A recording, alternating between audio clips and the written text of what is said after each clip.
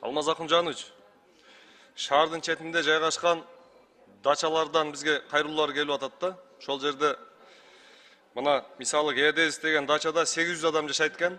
Алардын бүгүнкү күндө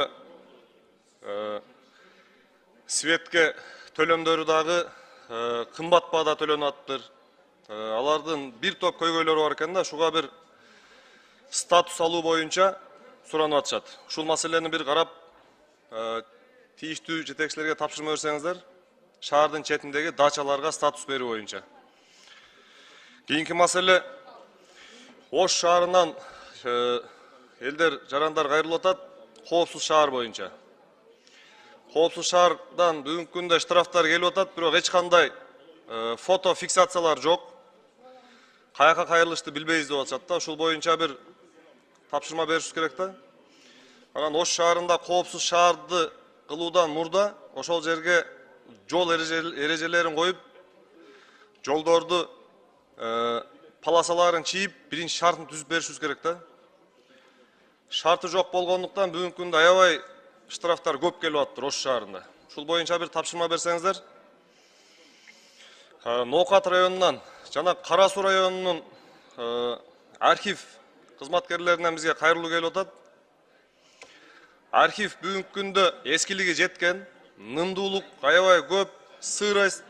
Ноокат районунда 300 миңден ашык калк болсо, ошол жарандардын бүтүндөй архиви бүгүнкү күндө жоголуп кетүү коркунучунда турат да. Ушуну бир жаңы здание куруп беришибиз керек экен. Жерлери бөлүнүптүр.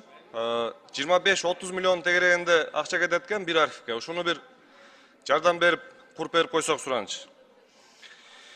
Кийинки маселе, Кыргыз Ата спорт комплексинен кайрылуу келди. Ушул жерде бүт шарты бар. Ноокат районунда бир гана спорт комплекс бар экен, штаттык бирдиги чечилген.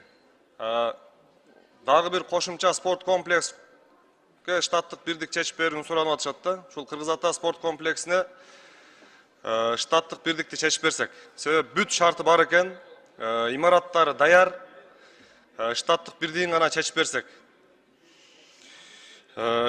Кийинки маселе, мына айыл өкмөттөрдөн сунуштар, сураныштар келип атат. 2005 жылы служебный автоунааларды алышкан экен.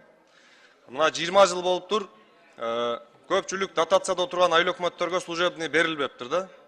235 айыл өкмөт болсо, ошонун бир 200га жакыны дотацияда экен. Ушуларга служебный автоунаа алып берсек. Сунуш. Рахмат.